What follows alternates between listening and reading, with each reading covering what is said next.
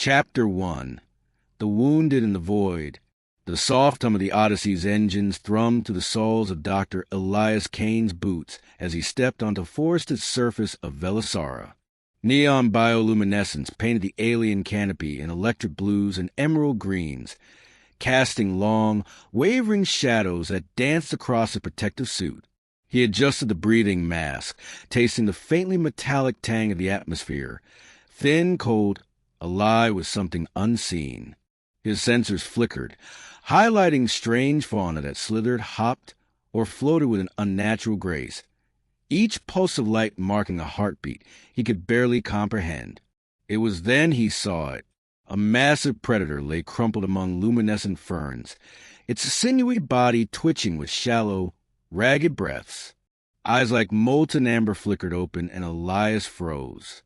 Its coat shimmered with iridescence, shifting colors with every imperceptible movement. Instinct screamed caution, but he saw something else, a vulnerability that tugged at a thread he hadn't known he carried. "Kane, are you seeing this?" came a voice from his comm, distorted by the alien frequency. Lieutenant Mara's tone was clipped, cautious. "I see it," Elias whispered, kneeling beside the creature. He knelt slowly, letting the predator sense his presence. "It's injured, badly. I have to help." The predator growled low, reverberating to the clearing like a subsonic warning. Yet it did not strike. Elias worked quickly, scanning the wound with his triluminal device. Sparks of soft blue light traced the jagged lacerations, calculating healing vectors. The creature hissed, flaring its nostrils and emitting a scent that was at once floral and coppery. His gloved hands hovered for a moment, then began the delicate task of cleaning and sealing. "Careful, Kane," Mara's voice said, tension threading every word. "We don't know what this thing is, alien or sacred. It could be dangerous." "I know," he replied, voice tight. "But leaving it here, it won't survive the night." His fingers worked with precise calm, adjusting bio-stitches that shimmered under the alien light. "Humans," he muttered, almost to himself. "We see life where others see danger." The predator's muscles tensed, then slowly relaxed, eyes closing in a cautious trust. Elias felt the pulse of life returning, each beat a fragile bridge between two very different species. Around them, the forest pulsed with the subtle rhythms of unseen wings, distant calls, and the gentle tremor of alien growths shifting in the wind. It was a world built for complexity. Yet here, a single human hand could make the difference between life and death. As he packed his medkit, Elias glanced up at the distant neon skyline of Velysara's orbital city, a silhouette of glass towers and floating lights.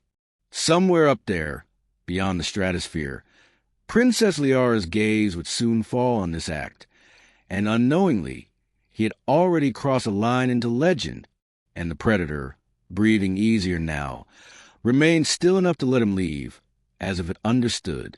Chapter 2. The Princess's Wrath. The Odyssey's metallic corridors reverberated with the low pulse of engines as it glided above Velysara's forests. Dr. Elias Kane had barely begun to catalog the predator's injuries when a sudden alert flooded the ship's monitors. An unregistered vessel, sleek and obsidian, descending at impossible speed. Its shape shimmered under the atmospheric glow, almost blending with the aurora that danced across the planet's upper layers. Before he could react, the ship docked, and a small contingent of guards in ceremonial armor, alien alloys reflecting every hue of the forest below, streamed aboard. At their center walked Princess Liara. She moved with the quiet precision of royalty, yet her presence carried the weight of an entire civilization. Her eyes, crystalline and piercing, locked onto Elias like a predator assessing prey. "You touched it," she said, her voice smooth but cutting, resonating in the corridor with authority. "You dare treat my sacred guardian without permission?" Elias swallowed, suddenly aware how small he seemed beneath her gaze.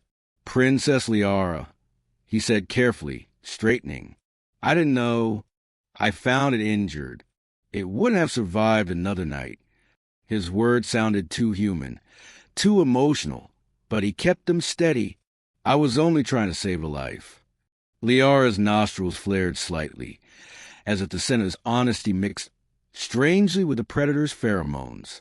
Humans, always so sure of your righteousness, she said, circling like a hawk assessing its prey. Her tone was not angered, yet it carried the weight of generations of law, belief, and expectation. You see only life, not the consequences. This creature is not yours to heal. He held her gaze, refusing to flinch. I understand your traditions may be different, he said, letting the words float to the metallic hum of the ship. But sometimes the universe doesn't wait for protocol. Sometimes action matters more than ceremony. Her eyes narrowed, and for a heartbeat, Elias saw something unexpected. Doubt, or perhaps curiosity, flickering in her usually unyielding gaze. Around them, the air thrummed with tension, the subtle scent of alien incense from her entourage mingling with the faint coppery scent of the predator resting in the med bay. Liara's hand drifted toward the ceremonial dagger at her belt, not threatening him, but a reminder of the stakes. You risk more than just life, she said softly. You risk my people's wrath, the honor of my house, the balance of this planet's spirits. Tell me, why should I not call this insolence a front? Elias stepped closer, careful not to invade her personal space, and allowed a small gesture of respect. A bow of his head, a tilt of his shoulders. Because I am human, he said simply. And sometimes being human means we act when others would hesitate. Not for glory, not for gain, but because no life, alien or not, deserves to be abandoned. A silence stretched between them, beyond the medbay's reinforced glass. The predator stirred, glowing faintly under the alien biolights, its gaze following every movement. Liara's lips curved, just slightly, into something that could have been approval or curiosity or a challenge. Elias sensed it then. The fragile line between offense and respect had been crossed, but in that space, something new flickered, a possibility. A human had acted where others feared, and that act alone made him remarkable. Chapter 3. Symbiosis of Trust. The medbay hummed with soft blue light, reflecting off metallic panels and the translucent walls that separated the predator's containment field from the rest of the Odyssey. Elias knelt beside the creature, its massive form now lying more comfortably under the alien bioluminescent lamps, but its amber eyes tracked every movement, sharp and cautious. Princess Liara stood silently across the room, her elegant posture unyielding, yet there was an almost imperceptible curiosity in the tilt of her head. She observed as Elias activated a small, cylindrical device, the neural-comm stabilizer he had designed himself. It pulsed faintly, projecting subtle waves of light and sent to suit the predator's hyper-alert nervous system. You are unconventional, Liara said finally, her voice quiet, almost a murmur. Your methods, they are not ours. Elias glanced up, meeting her crystalline gaze. Perhaps, he said softly, but sometimes survival requires improvisation. Sometimes tradition alone cannot heal. He extended a gloved hand, letting the predator catch his scent first. It twitched its ears, sniffing cautiously, and let out a low, vibrating growl that resonated to the floor plates like distant thunder. Elias kept his movements slow, deliberate, communicating with body language honed from years of field medicine. Human persistence, Liara said almost to herself. It is unlike anything I have seen. Minutes passed. The predator's growl softened into low, rumbling purrs, and it finally leaned its head slightly into Elias's hand. He allowed himself a quiet breath, noting the warmth radiating through the containment field, a pulse of life so alien yet tangible. See, he murmured, trust can be earned, even across species. Liara stepped closer, curiosity overcoming caution. Her hand hovered near the field's control panel. You you speak as if life itself is a bridge. That is very human. Her voice softened further, revealing a hint of admiration. Do you not fear our judgment? Our laws? Elias shook his head. I fear losing life more than I fear authority. Humans, we adapt. We act. We survive by carrying ways that sometimes others cannot. The predator rose slightly, its massive form coiling, but instead of lashing out, it pressed its forehead against the stabilizer device, allowing the gentle neural pulses to flow through it. Liara's eyes widened. It listens to you, chooses you. Elias smiled faintly, brushing a hand along the creature's sleek, shimmering coat. It's not just me. It's our willingness to connect. It's what humans do differently. We see possibility where others see danger. And sometimes that makes all the difference. Liara finally allowed herself to reach out, adjusting the device's parameters. Their hands brushed, a fleeting, electric connection that sent a subtle warmth through the med bay. Neither spoke for a long moment, watching the predators settle into trust, the soft from the ship echoing like a heartbeat around them. For the first time, Elias sensed that the chasm between human pragmatism and alien tradition could be bridged, not with force, but with patience, ingenuity, and courage. And as the predator's breathing slowed, the room glowed with something rarer than alien light, the fragile spark of understanding between two very different worlds. Chapter 4. The Stolen Life. The alarm blared before Elias even felt it, a jagged scream of red and violet lights bouncing off the Odyssey's steel walls. The ship shuddered as though gripped by a colossal hand, and the low, constant hum of its engines was pierced by irregular thrums, shocks of energy that made every bolt and panel vibrate beneath his boots. Breach in Sector 12, the intercom crackled.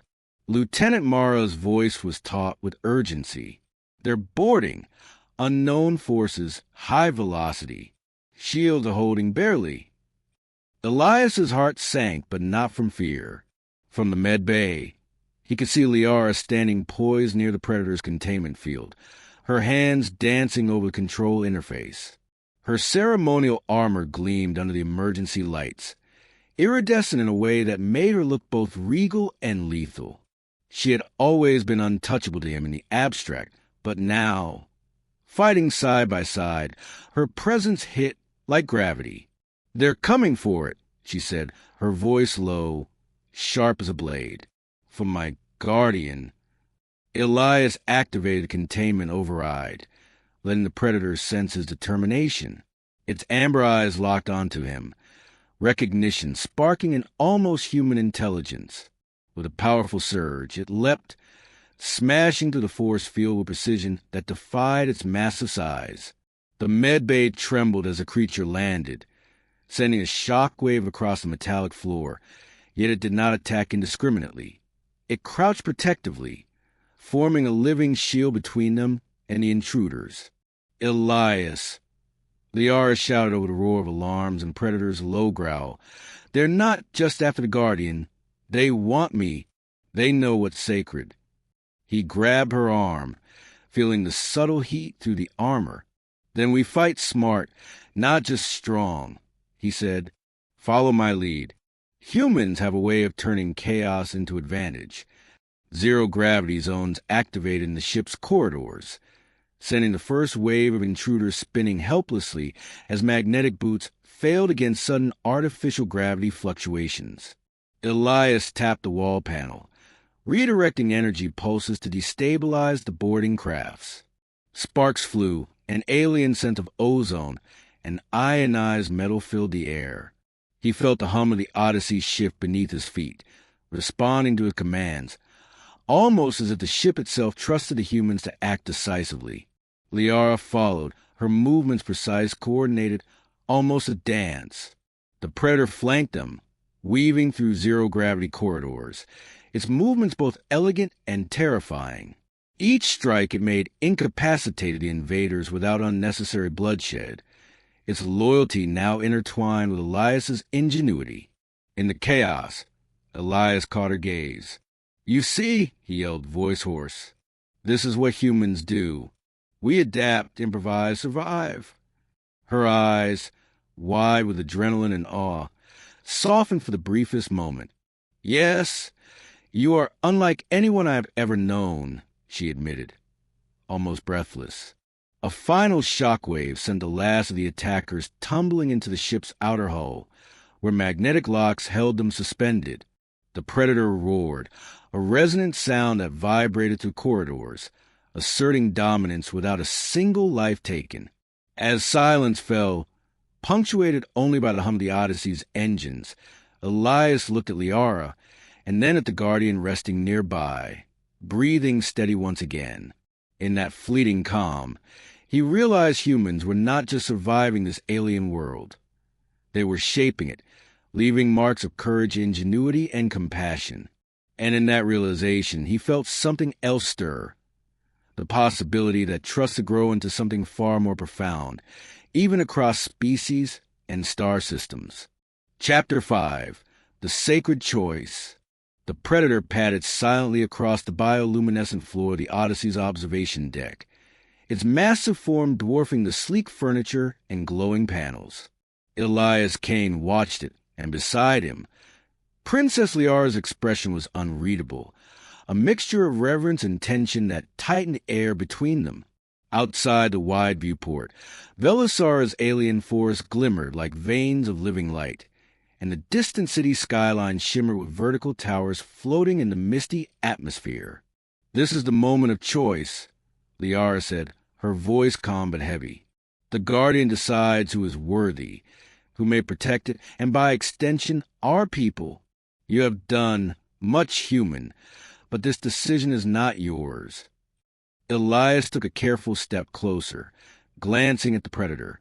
Its amber eyes, still glowing faintly, shifted between him and the princess. The creature's chest rose and fell in slow, deliberate breaths. It had felt his hands, his resolve, the warmth of his human determination. It had trusted him in ways that no alien could command. "I understand," he said softly, "and I respect the choice it makes. I only hope my actions have shown that life is sacred, not a tool." Liara nodded, her sharp features softening slightly. She extended her hand, and Elias noticed how the light reflected in her eyes, mingling with both hope and ancient expectation. The Predator lowered its head, pressing its forehead first to Elias's gloved hand, then to Liara's. A low, reverberating hum emanated from its chest, a sound that seemed to echo through the observation deck, through the ship itself. "You see," Liara whispered, almost to herself, "humans are remarkable. They do not act for ceremony, nor for hierarchy. They act for what they know is right." The creature turned fully toward Elias, its eyes meeting his. In that moment, understanding passed between them, a silent pact, a recognition that transcended language and species. Elias's heart thumped in rhythm with the Predator's steadying pulse. "You have earned it," Liara said, voice steady. She placed a hand on Elias's shoulder, the gesture formal yet intimate in its trust. Not through power, not through force, but through courage, empathy, and the human insistence to preserve life. Elias exhaled, a smile tugging at the corner of his lips. "Humans, we may be small, but we do what others hesitate to. We survive. We connect. We endure." Liara's lips curved into the faintest of smiles, the weight of her world momentarily lifted by the simple, undeniable truth. Humans could act where others faltered. She had seen it in his hands, in the Predator's trust, in the calm decisiveness that had saved her Guardian, and perhaps, in some quiet way, her heart. The Predator leaned fully against Elias, its massive form radiating warmth and life. Liara knelt beside them, her gaze softening as she reached out to stroke its iridescent coat. In the soft glow of alien light, amidst the hum of engines and the shimmering skyline beyond, a fragile peace settled, one born of trust, courage, and understanding across worlds. Elias caught her gaze again, And for the first time, there was no protocol, no cultural barrier, no expectation, only recognition. The human heart had proven its worth, not just a predator, but to the princess, to the planet, and to the universe beyond. And in that quiet, sacred moment, the choice was made. Chapter 6. Stars Between Us. The Odyssey drifted to the violet haze of Velysara's outer orbit. The city below reduced to glimmering, neon threads weaving across the alien landscape. In the observation deck, Elias stood by the viewport, his hands clasped behind his back as the hum of the starship thrummed like a heartbeat beneath his feet. Beside him, Princess Liara leaned against the rail, her ceremonial armor removed, replaced by the flowing, utilitarian garments of someone who had seen both fear and trust. The predator crouched nearby, sleek and enormous, its amber eyes following every subtle movement with quiet intelligence. "It seems impossible," Liara murmured, her gaze tracing the curve of distant moons. "How your kind, humans, survive and thrive in the void, in chaos, in places where others fail." Elias chuckled softly, the sound mingling with the ship's steady engine hum. "We're stubborn," he said, "and we're willing to connect in ways others don't imagine. It's not bravery, it's curiosity, compassion, doing what's necessary, even when no one else will." The predator shifted, brushing its massive head against Elias's shoulder, a silent affirmation of the trust that had been earned. Liara's eyes widened slightly, her lips parting in a mixture of awe and something else, an emotion she had not anticipated feeling so close to a human. "You've changed more than the Guardian's heart," she said softly. "You've changed mine." Elias glanced at her, sensing the vulnerability beneath her regal composure. "Humans do that," he said quietly. "We adapt. We endure. We prove that even in the vastest void, life and connection matters." The predator gave a low, resonant growl, almost as if in agreement, before rising to its full height and moving to the viewport, its massive silhouette framed by distant stars. Liara stepped closer to Elias, their shoulders brushing, a subtle warmth passing between them as the ship's artificial gravity held them firmly to the deck. "You've earned a place among us," she said, almost reverently. "Not as a visitor, not as a servant, but as a partner, a bridge between worlds." Elias allowed himself a small smile, feeling the weight of the moment. "Then let's make sure that bridge holds," he said, voice steady but tinged with wonder. "For the predator, for your people, for the humans who came after me."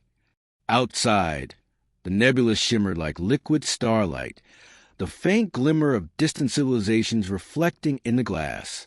For a moment, time seemed suspended.